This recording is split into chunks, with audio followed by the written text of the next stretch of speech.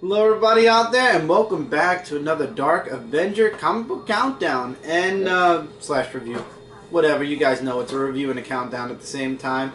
And we don't have a big stack this week. We only have 7 books. Well, I have 7, Mike has 3, so really we have 10 books. But it was a very short week this week. Honestly, 1 or 2 books were really high end for me out of the 7. The rest, especially the first 3, 7, 6, and 5, really fell average. Hopefully things will pick up in the next week. There are going to be a lot of books next week. We're going to have a few digital books, and we're going to have a few... no, we're going to have physical books and a few digital books. I don't know where I was going with a few others. But anyway, and we're back on time with the reviews. Yeah. So I'm very happy about that, and with myself going back to my normal schedule now, I am super happy. So yes, I'm just wasting a couple of minutes of you guys' time before we get into the countdown. And the first 3, 7, 6, and 5, like I said, falls for the weeklies. Because, again, the weeklies for me just aren't, you know, there's nothing special. These books were released on Thank March you. 4th, 2015, the first week of March. How do you not let me do that? I don't know. We sprung forward, everybody, so hopefully you fixed your clocks. 1 hour. So, Batman Eternal 48. Hush now has control over the Batcave. The Bat family is getting themselves beaten up, and they're stuck in their own little problems here, there, and everywhere. Alfred's daughter is back in Gotham, and she has a plan. Bad stuff's happening at Blackgate, and Jim Gordon doesn't look like he's going to be surviving much longer. And Batman borrows a jet. He puts an IOU spray paint on the airport where he's at. That's basically the best way to round this out. The artwork is pretty good in this book. The story at this point... Oh, and there's also a scene with Spoiler. Read the book to find out what happens with Spoiler. And then we're getting the whole advertisement for Convergence, because Convergence is coming! Yep. It's coming in another month. So I'm going to just enjoy it for that 2 months that it's going to be in existence, and then it's going away. And at Blackgate, Penguin is given a note from the person who is still plotting against Batman. We only have a couple more issues to go. I don't know how we're going to resolve this if we don't start resolving things or setting things up to where they were at the very beginning of this series soon. But Penguin is basically the threat for Jim Gordon. We'll see what happens in the next issue. Future's End, issue 44. The cover says it all. Superman versus Brainiac. We have help from the Atom, and also Brother Eye, and the Terrific, and thanks to all of those things, they're able to take out Brainiac. Now, I don't know why my cover for this was a little bit smaller than usual, but you still have the composite Batman out there. You got scenes with Terry and the others. They really play background. The main thing here is, and they do show a lot of Brainiacs here, is Superman and the others versus Brainiac, and the whole world is happy. You know, Superman's back, and when Brainiac gets taken out, though, the city goes plummeting to its doom because there's nobody to control the city anymore. So Superman does exactly what this cover says, flies underneath and gently lands it on the ground. And the day is saved, or so we think. To be continued with Brother Eye. And I love how Superman's like very predominant on these covers. The next cover is going to also have Superman on it.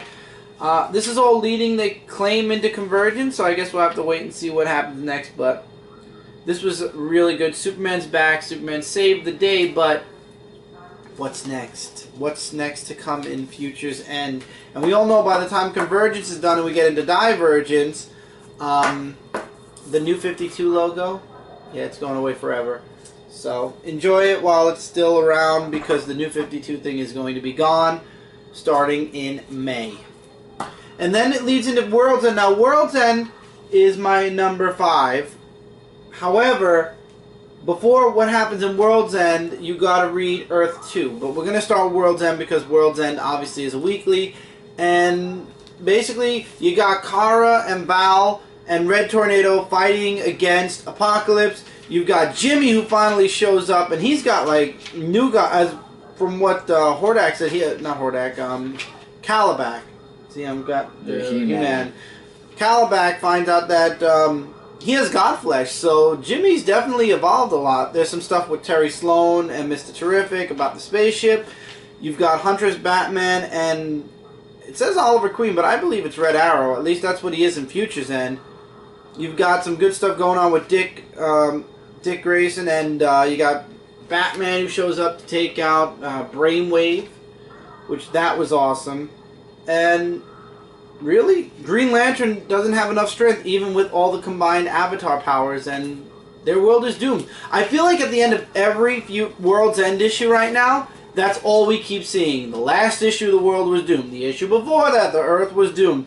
How many times are we going to end World's End with the Earth is doomed? We get it. The Earth is doomed. Thank you very much. Take the people off the planet, get to the New 52 universe, and let's stop. We know the world... First of all, we know the world's going to be destroyed. Second of all, how many times can you say the world is doomed? There's no way to save it. We understand there's no way to save it. Stop trying to save it and get the people off the planet, and let's move on with the story here, okay? World's End is ending at the same time as Future's End and Batman Eternal. And for 22 issues so far, all I'm seeing is Apocalypse is destroying the Earth, whether the superheroes on the planet like it or not. And instead of doing the right thing and getting the people off the planet, they're trying to fight Apocalypse from absorbing their planet. Earth 2 is gone. Earth 2 is going to be destroyed. We all know that because of Future's End. So I don't understand why they are just working on getting the people up. I mean, even Commander Sato wants to get the people off the planet. Even Green Arrow or Oliver Queen says, if we don't get the people off the planet, all the data that Batman saved for Helena is going to be useless. Let's move forward here, huh? So now we are at number, four. Oh, right, because then you're started at number 3. Number 4 goes to Earth 2, issue number 32. I loved this one because it focused a lot on the origin of Hawkgirl, which I don't know how they did it, but they did it in the World's End thing. And it focuses on Khalid. I can talk. A little Pepsi helps. Indeed. Becoming Dr. Fate for the first time, and how he always made sure that Hawkgirl was safe. And I like that. I love the artwork. The one thing I love in Earth 2 is the amazing artwork. And a lot of the stuff that was going on in World's End transpired right here in Earth 2 also. So it's really an extension of what was going on in World's End. However, it focal points on Dr. Fate and Hawkgirl, their origin, and how, you know, Khalid has to use his powers instead of... He wanted to get rid of the helmet. And Hawkgirl convinced him that he can't do that because he needs to be the old Khalid, the one that fought to protect her, basically. The one that had a reason to fight and that was always going headlong into things. That's what the world needs right now. And that's how finally he was able to destroy the drill. But again, in Earth 2, where the story continues, because in here we get a nice little tidbit that a hero shall fail, bitten by ... pride.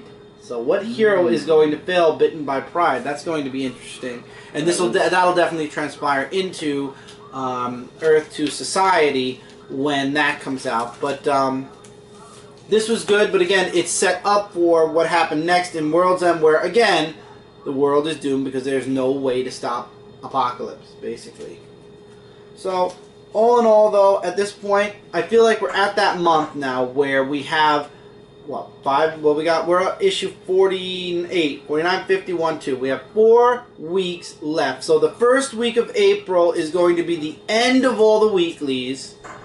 And obviously, in the first week of April, Convergence is going to start, and so is everything else. So we're going to get the last of the weeklies and the beginning of Convergence. And honestly, I'm going to be very happy because at this point we're at the home stretch. 4 issues to go, and I just want it to be done, over with. This is a $3, $6, $9 a week deal right now. $9 that could be going towards other things. And at this point, if I'm feeling like these need to just be over, I can't wait for them to be over, instead of I can't wait to see what's going to happen at the end, that's bad. You want the reaction of I can't wait to see how this is going to end and how it's going to lead into. I don't feel that way. I feel like I can't wait for it to be over just to finish the series off, because I'm not going to stop 4 weeks away from the end. It makes no sense to do that. And I've already ordered next week's book, so it'll be 3 weeks away. Makes no sense. So at this point, I can't wait for it to be over. Okay. Number 3, and we're starting with Michael. Yes, Iron Fist Living Weapon, issue number 10. Unlike last issue, this was good as an average read. Not good as in better, just an average read. And basically what happens in this book is that basically Daniel is going up against his father. And it's like a little heart-to-heart scene where he's like saying, you know, you're not my father because my father would never like do these kind of things. And the artwork, I will admit, is a little bit sketchy, and there's lots of not that much dialogue. It actually took me a few minutes to read this, and this is only dialogue artwork I could get for this one. So that's really it. It's just him going up against his father with his fists and everything, and it's just, that's it. He's just like saying, you know, like he thinks that he made a mistake about his mom and everything, like saying, you know, like, rule with me and everything, and in the end, well, let's just say he brought hell to New York City, and I don't think that's going to be good. So that's really the whole base of the book that I can form in like 3 sentences. It's not worth reviewing because I didn't review last issue because it was bad, so just because it's getting canceled, I'm just going to get it all until it's done. So it's a good and average read, but it was way better than the last issue. That's pretty much all I can say and sum it up right there. Alright, and now moving away from the weeklies and their tie-ins, my number 3 goes to Return of the Living Deadpool, issue number 2.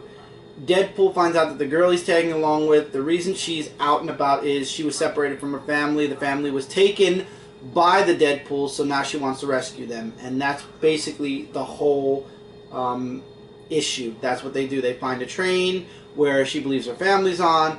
Deadpool, instead of having her blow the train up, decides, hey, let's do it my way. He and her jump on the train. There's also a scene in the very beginning where people are talking about the original Deadpool, the legitimate one, the one that wants to save everybody, is going to come and we're going to kill him and that's going to end the epidemic. Just giving you guys a little briefie. So he gets on the train. There's lots of action between himself and some other Deadpool clones, and then we find out that the Deadpool, so to speak, are turning people into zombies and then forcing them to, like, they're purposely making them zombies and then turning them into Deadpools by letting them eat a piece of them to become Deadpools. And we find out that one of the girl's family members, I'm not going to say who, ended up in that position. And, yeah, things don't go too well. And now they're headed for, believe it or not, Deadpool and the people, the family, are heading for the Deadpool free zone. How that's going to happen and transpire, I have no clue. And just like that, there's a fingerprint already on the book. Uh-oh. Again, Marvel, we know. Your covers suck. We know, Your printers for your covers suck. You really need... I think you made that point a little, I mean, I can't stress it enough because at this point it's ridiculous. But anyway, I transferred Spider-Woman over to Michael since they're changing up the costume and the status quo and everything like that. I figured this would be a perfect jumping on point for Mike. I'm doing a lot of the Spider-Man books, so I figured since he's doing Silk and we're both doing Spider-Gwen, or I'm doing mostly Spider-Gwen, he should take Spider-Woman. Yeah, so Spider-Woman issue number 5 was actually excellent. I heard it could have been. I didn't read the whole thing yet. It could have been issue 1. This could have been number 1, but there was another one. I couldn't choose between this and the other comic, which I will show afterwards. So it's just Spider-Woman, you know, just saying, like, she quit the Avengers, and she's just really all by herself fighting crime. Whereas these policemen are trying to, like, set a trap for her because the policemen don't really like how, you know, they want to kill mutants and everything. And that kind of relates to a little bit of with Magneto and stuff. She gets out of jail. Ben Urich actually makes an appearance in this issue. Ben or Phil Urich? I think his name was like... Wait, Phil Urich is... Never mind, that's not it is Ben Urich. Yeah, Ben is the father. Yeah, and basically, he's just handing her this evidence about these missing people, and she thinks that she should find the evidence where he just is gonna just, like, until it's proven, and then she just says, you know, she can't do that because, like, all of a sudden these people disappear because they have a reason to. And then with what happened with crime, you know, she's not really sure about what she should do about crime because she fights someone else who's trying to help a little girl with doing a bank robbery and everything. So what I see here, it looks like she might become one of the detectives. Because she's working with Ben Urich. I like putting Ben Urich back in the book. And I felt this to be really, because you feel for her in this book. I mean, she's went through a lot in this book, and to be honest, it was excellent. So it's another comic book that I would say not another comic. I would recommend this highly for all of you to pick it up. Definitely, new story arc. Number 2 goes to Princess Leia, issue number 1. Why? Because I honestly, when I started reading it, it takes place right at the end of the first movie, right after she gives the medals to Luke and Han after they defeated the Death Star. And basically, it's what transpired right after that. Everybody has their jobs that they get, whether they be part of Rogue Squadron, the Rebellion themselves. Everybody has something except for Leia. And one thing that one of the Evan, who is the girl you see, you don't see her here. I'll show you guys a picture of her. I'm sorry, she's going to be on the next cover. I keep thinking, I looked at that cover, it was really an awesome cover. Give you guys a picture of Evan. But anyway, everybody has a duty or a job except for Leia. This is Evan. And Evan and a few other people aren't so happy with the way Leia mourned the deaths that happened during the Death Star. They feel that she's very cold, that she only took a few brief moments to mourn what happened, and then she easily moved on. Even the fact that her whole planet, Alderaan, was destroyed, she easily moves on without thinking about it twice. So Leia, there's now a bounty on Leia's head. So the reason she has no duties for the rebellion is because, basically, what's his name? The commander, forget his name, General Dodonna doesn't want her to do anything. He just wants her not even 5 meters away from her so they can protect her until the bounty at least rolls over. But we also find out that the Empire is now taking all the remaining Alderaanians, or however you pronounce the people that lived on Alderaan, and basically all of them are in danger to try to force Leia out. And what she does is she teams up with Evan, or I hope I'm saying her name right, it's Evan, and they leave the planet to go protect the Alderaans that are outside in space. And Luke tries to stop her, Wedge tries to stop her, and they end up jumping off into hyperspace before they're able to stop them. And that's where the book really ends. I'm questioning the direction where it's Leia protecting the Alderaans, and obviously this is going to be taking place not connected to what's going on in Star Wars, not connected to Darth Vader, and that's what I like. That's a plus. I like that this book has its own story. I believe it's a miniseries, and that's it. To my knowledge, this is a 4 or 5 issue miniseries. I believe Darth Vader is ongoing, Star Wars is ongoing. This has lots of promise. I love Terry Dotson's artwork. Mark Waid's dialogue is amazing. I'm just not sure about where the story's going. I'm going to save judgment on the entirety on the story itself till the next issue, till we see where it's exactly going. It has promise, but I need to see what's next to give a definitive opinion on the story. Let's leave it at that. But it definitely has lots of promise, and I'm glad that I'm checking this book out. Okay. Number 1. Yes, Michael. This is number 1. Green Arrow issue number 40. Green Arrow against King. And how this issue turn out? Well, we have the whole team of Green Arrow's team right here, who are going to go up against King, and we also have Velocity, who's trying to get into King's network and everything. So we have Batman who appears in this issue that helps out Green Arrow, and he finds out that King is on the 40th story to find out, where he is at the building, where he tries to save Mia, and the scene right here, just like where all this happens, with excellent artwork. I just like how Green Arrow has something up his sleeve just to get at King and all that stuff. And it looks like Felicity, I think that's how you say her name, is going to join Green Arrow's team because she was called by August. But Green Arrow actually has a costume plan for her, so guess we got her, Diggle, and the other team. Well, Naomi's still there, but she's on a different mission. But it was really wrapped up to be an excellent issue. So for the live show on Comic Frontline, it's going to be real hard to choose between that and Spider-Woman. So I'm going to have to think about this. Spider-Woman's probably going to be in my top 5 because I really found a lot of books average this week. But the book I decided to put in my number 1 spot is also a number 1, just like Leia. And that's the all-new Hawkeye issue number 1. Now, my first gripe is the fact that all-new Hawkeye number 1 is out before the final issue of Hawkeye. So, technically, this takes place after the ending to the series we didn't even get to read yet. However, it's a new team. It's Jeff Lemire, who's written for Green Arrow. Yeah, Jeff before. Lemire. Mm-hmm. And I forgot the first name, Perez. I want to make sure I got his first name right. Why does Perez have a... why does he sound familiar? He does, doesn't he? He does sound familiar, Perez. I believe with this one it's the last page. Yes. Ramon Perez? Ramon Perez, thank you. Hmm.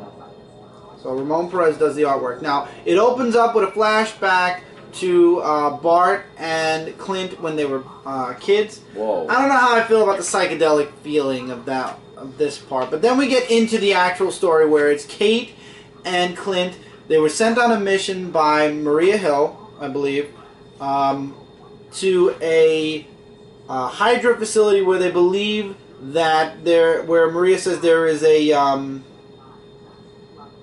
some type of a super weapon, or they're developing some type of a new weapon that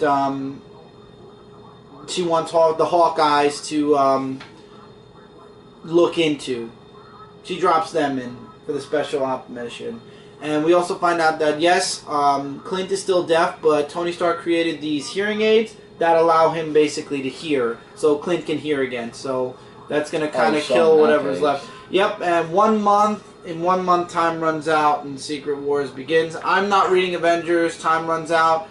I'm just waiting for when the actual story starts, Secret Wars. And it jumps back and forth between the flashback and what's going on with Clint and Kate. Kate gets stuck in the facility as Clint escapes because they believe there's nothing special there. Clint has to break back in to save Kate, but then Kate finds the secret weapon, so to speak. And I'm not going to spoil it, it's on the last page, but this series definitely has a lot of promise, I believe. For a first issue, it drops you right into the action. Really good artwork, except for the psychedelic flashback about how Clint and Bart ended up running away from the abusive father. But all in all, it looks very interesting, and I really like the chemistry between Clint and Kate. I like that we didn't get a whole boring setup, that we didn't get explanations on how the last series ended and it led into this. I just like that we got put into the action. You know, they're on a mission from S.H.I.E.L.D. to break into a Hydra facility, find out what's going on, and then get out. Destroy it and get out. And nothing seems to go right. Really good book. I enjoyed it. Definitely one of my favorite reads from this week. So with that, that's it for this review, guys. Very short week. Like I said, hopefully next week we have a lot more books, so hopefully we'll have more to talk about. But until then, don't forget to check out comic-related Comic Frontline Zone 4 podcast and Frontline Gaming Zone. Together we are your #1 source for comic-related news, reviews, and a whole bunch more. As always, feel free to comment below, likes, dislikes, your opinions on any of the books that we've read here, and we will answer your guys' comments in the comments below. And until next time, everybody, take care, keep reading, keep collecting, and we'll see you guys in the next review. Later, everybody.